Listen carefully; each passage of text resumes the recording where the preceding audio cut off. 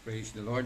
Magandang tanghali po sa inyo pong lahat. Salamat sa ganito po, no, na meron po tayong pamamaraan para patuloy ang gawain po ng pagbubulay-bulay, magbabahagi po ng salita ng Diyos. But of course, no, higit na mas mainam yung face-to-face. Pero loobin ng Lord, kita-kits po next week.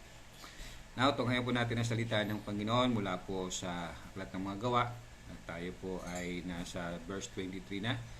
At ang ating pagbubulay-bulayan, verse 23 to 31, page 160. Gawa, Kabanatang Siyam, 23 hanggang 31, page 160. Pagkaraan ng maraming araw, nagkaisa ang mga Hudyo na patayin si Saulo. Araw at gabi ay inaabangan nila si Saulo sa mga pintuang bayan para patayin, ngunit nalaman niya ito. Kaya't isang gabi, inilagay siya ng kanyang mga alagad sa isang basket at ibinaba sa kabila ng pader. Pagdating ni Saulo sa Jerusalem, sinikap niyang mapabilang sa mga alagad doon. Ngunit silang lahat ay takot sa kanya dahil hindi sila makapaniwalang isa na siyang alagad. Subalit dinala siya ni Bernabe sa mga apostol at isinalaysay nito sa kanila kung paano nagpakita at nakipag-usap ang Panginoon kay Saulo nang ito'y nasa daan papunta sa Damasco. Sinabi rin ni Bernabe na buong tapang na nangaral sa Damasco si Saulo sa pangalan ni Jesus. Kaya mula noon si Saulo ay kasakasama na nila sa buong Jerusalem at buong tapang na nangaral doon sa pangalan ng Panginoon. Nakipag-usap din siya at nakipagtalo sa mga Helenista, kaya tinangka nilang patayin siya. Nalaman ito ng mga kapatid, kaya tinatid nila si Saulo sa Cesarea at pinauwi sa Tarso. Kaya ang iglesia sa buong Judea, Galilea at Samaria ay naging mapayapa at matatag at patuloy silang namuhay na may takot sa Panginoon sa tulong ng Espiritu Santo ay lumago sila. Tayo po muna sandali pong manalangin. Panginoon namin Diyos Ama, salamat po ng marami sa buong araw at salamat po muli na kami po ay nagkaroon po ng pribilehiyo na magsama-sama at makapakinig, bulay-bulay na iyong salita. Lord, samahan niyo kami, paunahan niyo po kami na iyong presensya sa pamamagitan ng iyong Santo Espiritu. At muli Lord, sa inyo pong kapurihan, sino man pong may mga pasaning, kayo po Diyos ay kumatag po sa kanila at akayin si Lord na sa iyo magtiwala at ilaga ang kanilang mga pasaning at makaranas ng kapahingaan na nagmumula sa iyo. Muli Lord, kayo po magpala sa pangangaral ng iyong salita, kayo po mapapurihan. Kung aking panalangin na may pasasalamat sa matabi sa pangalan ni Jesus. Amen. Praise the Lord. Again, no, sa verse 23 to 25, pagkaraan ng maraming araw, nagkaisa ang mga Hudyo na patayin si Saulo. Araw at gabi ay inabangan nila si Saulo sa mga pintuang bayan para patayin, ngunit nalaman niya ito. Kaya't isang gabi, nilagay siya ng kanyang mga alagad sa isang basket at ibinaba sa kabila ng pader. Pagkaraan probably no, ng maraming araw, ay nagkaisa ang mga Hudyo na patayin si Saulo. Ang bilis po no, ng tugon ng mga Hudyo, ano po, ang action plan agad nila ay no, hindi kausapin si Saulo, no, at kumbinsihin na bumalik ka na no, sa ating pananampalataya sa Judaismo, mali ang iyong pagtalikod sa ating relihiyon at sumama sa Panginoong Yesus o sa mga sumasampalataya sa Panginoong Yesus. Hindi po ganoon ang naging action plan nila. Hindi po naging action plan nila ay ang pagbawalan si Saulo no, na mangaral sa pangalan ng Panginoong Yesus. Hindi po naging action plan nila ay ang ipakulong si Jesus. Si Saulo. Ang action plan nila ay patayin si Saulo. Marahil napapaisip tayo, patayin agad, no? Marahil nagpapakita lamang po na talagang pagkatapos ng karanasan po ni Saulo sa Damasco, no, nang siya'y tawagin ng Panginoon at subuin siya na ipangaral ang mabuting balita, ay talagang no, naging masugid na mangangaral po si Saulo ng mabuting balita.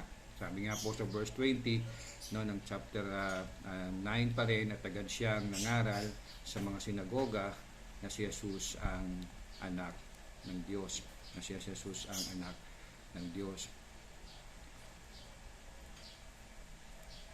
And then sa verse 22, again, Acts 9 pa rin po ito, ngunit lalong naging makapangyarihan ang pangangaral ni Saulo at walang maisagot ang mga Hudyong nanirahan sa Damasco sa kanyang pagpapatunay na si Jesus ang Kristo. No? Kaya ganito na lang yung action plan nila, no? Napatayin si Saulo dahil talagang si Saulo, no, masugid at talagang wala pong nananalo, no, sa makipagsagutan sa kanya pong pagpapatunay na si Jesus ang Kristo. Then, sabi po ng verse 28 to 29, kaya mula noon si Saulo ay kasama na nila sa buong Jerusalem at buong tapang na nangaral doon sa pangalan ng Panginoon. Nakikipag-usap siya at nakipagtalo sa mga Helenista, no, ito po yung mga Hebreo din po, no, kapwa din po niya mga Hudyo, no, na maalam po sa salita pong Grego. Kaya tinangka nilang patayin siya. So again, no, si Saulo dati siya yung nagpapakulong, no, siya yung nagpapapatay ng mga mananampalataya ng Panginoong Hesus. Now, siya ang masugid, no, na nangangaral ng pananampalataya sa Panginoong Hesus. At ito nga, no, ibig na siyang papatayin. But praise God, no, hindi man po napangalanan ng mga mananampalatayang ito, no, tunay na napakalaki po ng kanila pong naging ganap o naging ambag sa pagpapalaganap ng mabuting balita. Sino po itong tinutukoy ko po, no? Yung po sinabi po sa verse 25. Again, hindi nabanggit ang kanila pong mga pangalan, no? Sa verse 25, kaya't isang gabi inilagay siya ng kanyang mga alagad sa isang basket at ibinaba sa kabila ng pader. Yes, again, hindi man po napangalanan, hindi man sila nakilala, ngunit isa pong tiyak, no? Nakita ni Lord ang kanilang ginawa. No? Nakita ni Lord ang kanilang ginawa. Pakita lang po ang iyong katabi, no? Ano na po ang iyong nagawa at ginagawa para sa pagpapalaganap ng mabuting balita. Dahil po, no, nakikita tayo ng Panginoon. Hindi man ito naipapang, hindi man ito nababanggit ni naman, hindi man ito, no, napapapurihan, sabihin na natin, no, pero isang tiyak, nakikita po ito ng Panginoon. Sa verse 26 to 27, pagdating ni Saulo sa Jerusalem, sinikap niyang mapabilang sa mga alagad, ngunit silang lahat ay takot sa kanya dahil hindi sila makapaniwalang isa na siyang alagad, no? Talagang kilala po si Saulo, no, po ng manguusig, no, ng mga mananampalataya, no. Lumaganap talaga po ang kanyang pong ginawa, no, laban sa mga mananampalataya ng Panginoong Hesus. Kaya naman, no, hindi talaga siya basta-basta mapapaniwalaan ng mga mananampalataya, no, na si Saulo nga ay isa ng ganap na Kristiyano, no. By the way, hanggang sa ating pong panahon, no, ang mga Judaizer o Judaismo po, no, sa Israel ay, no, na isa po sa tanyag, no, na world religions, no, along with Islam and Christianity, the same pa rin po ang kanila pong paniniwala, no. Hindi pa rin nila kinikilala si Jesus na siya ang Kristo, ang anak ng kataas-taasang Diyos. So hindi po, no, ang Judaism po, no, ay hindi po Christian, no. Malaki po ang pagkakaiba po ng Judaismo po, no, sa pananampalatayang Kristyanismo. At si Saulo nga na dati po siyang Judaizer o Judaismo, ang panahon na nananampalataya sa Judaism, inalis po siya ng Lord doon, no, at siya'y ginawa nga pong isang alagad niya o isang mananampalataya, isang Kristiyano. Verse 28, kaya mula noon si Saulo ay kasama na nila sa buong Jerusalem at buong tapang na nangaral doon sa pangalan ng Panginoon. This time, no, pumunta na si Saulo sa Jerusalem at doon nangaral. Imagine, no, na doon siya gumawa ng pag-uusig, doon siya bumalik, no, and for sure, no, talagang hindi basta-basta rin po, no, napaniwala ang mga tao, no, na siya nga ay isang ganap ng mananampalataya. Naroon po ang mga apostol ng Panginoon sa Jerusalem, no. Ika nga, no, ang Jerusalem ang pinaka-quote at kumbaga mother church, no, o pinaka-quote camp, no, ng mga mananampalatayang Kristiyano. Pero kanila pong tinanggap si Saul na bilang kapatid sa Panginoon. Verse 29, nakipag-usap din siya at nakipagtalo sa mga Helenista, kaya tinangka nilang patayin siya. Batid ni Saulo po, no, ang panganib na kanyang hinaharap o haharap din sa pangangaral ng mabuting balita. Pero naandun pa rin po yung kanya pong masugid o yung kanya pong debosyon na ipangaral ang mabuting balita. Imagine kung gaano siya binago ng Lord. Mula sa pagiging taga-usig ng mga mananampalataya, mula sa di naniniwala sa Panginoong Hesus, ngayon kahit ikangay harangan pa siya ng sibat, ay hindi magpapaawat po sa pangangaral ng mabuting balita. Nakita po ninyo, kapag ginusto po ni Lord, mangyayari. Kaya say amen.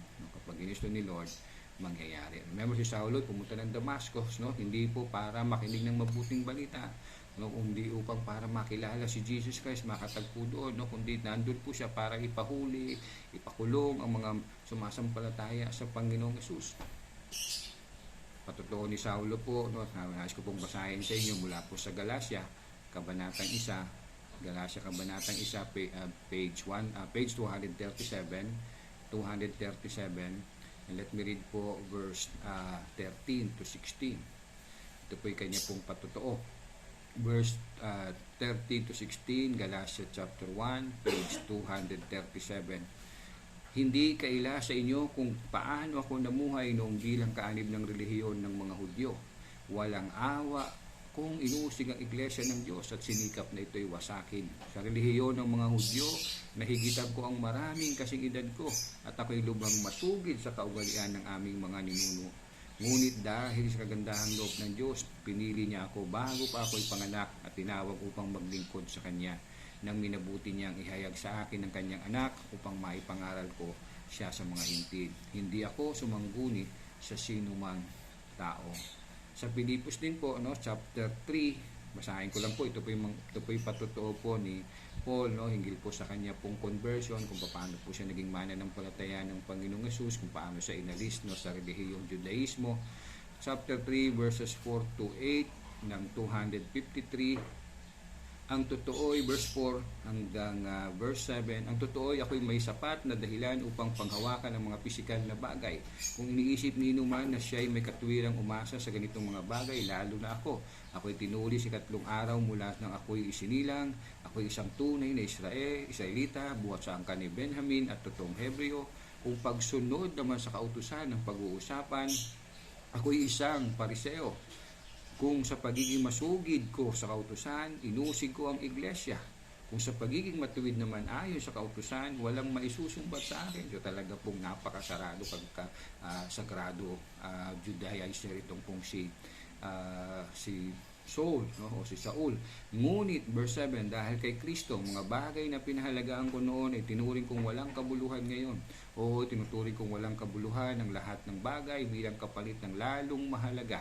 Ano po yun? Ang pagkakilala kay Kristo Jesus na aking Panginoon. Ang lahat ng bagay pinapalagay kong walang kabuluhan at tinuturi kong basura, makamtang ko lamang si Kristo. Ano kaya pong karaming tao, ito pong puso, ito pong hangarin ng kanyang pinakahangad ay ang makilala ang Panginoong Jesus at mapaglingkuran ang Panginoong Jesus. Kasi nakita natin kung anong ibigin ng Lord, talagang mapangyayari po.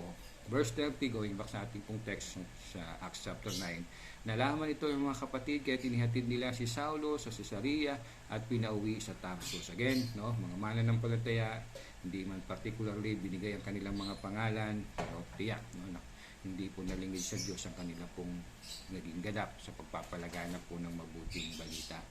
Verse 31, kaya't ang iglesia sa buong Judea, Galilea at Samaria ay naging mapayapa at matatag at patuloy silang namuhay ng may takot sa Panginoon at sa tulong ng Espiritu Santo ay lumago sila. Opo, sa gitna po ng matinding pag-uusig, patuloy pong lumaganap ang mabuting balita at marami ang naligtas. Bakit po? Dahil ang mabuting balita, again, ay sa Diyos. Kung maalala po ninyo, nadaanan po natin yan sa Acts chapter 5, kung paano po nagbigay ng payo po si Gamaliel sa kapwa niya po mga miyembro ng Sanhedrin na ibig ipapatay ang mga apostol para pigilan ang paglaganap ng mabuting balita. Let me just read it to refresh our memory sa Gawa Kabanatang 5, page 154. Page 154 ng Gawa Kabanatang 5. Kahit ganito ang payo ko, huwag ninyong pakialaman ang mga tao ito. Hayaan ninyo sila. Kung ang kanilang plano o kilusan ay mula sa tao, ito'y kusang maglalaho. Ngunit kung ito'y mula sa Diyos, hindi ninyo ito mahadlangan at lilitaw pang kayo'y lumalaban sa Diyos. Sinunod nga nila ang payo ni Gamaliel. At opo, no, hindi nga nahadlangan ng pagpapalaganap ng mabuting balita. Ikaw at ako ay naabot at patuloy itong umaabot sa maraming buhay, no, sa lahat ng dako ng mundo. Paano po namuhay ang mga mananampalataya sa gitna po ng mga pag-uusig? Again, sa verse 31, yung huling bahagi, at patuloy silang nabuhay ng may takot sa Panginoon at sa tulong ng Espiritu Santo ay lumago. Nais ko na pong magtapos. Nawa, ang Panginoon sa pamamagitan po ng Espiritu Santo, tayo'y makapamuhay ng may banal na takot sa Kanya. At opo, tayo'y patuloy na lumago sa ating pong pananampalataya sa Panginoon.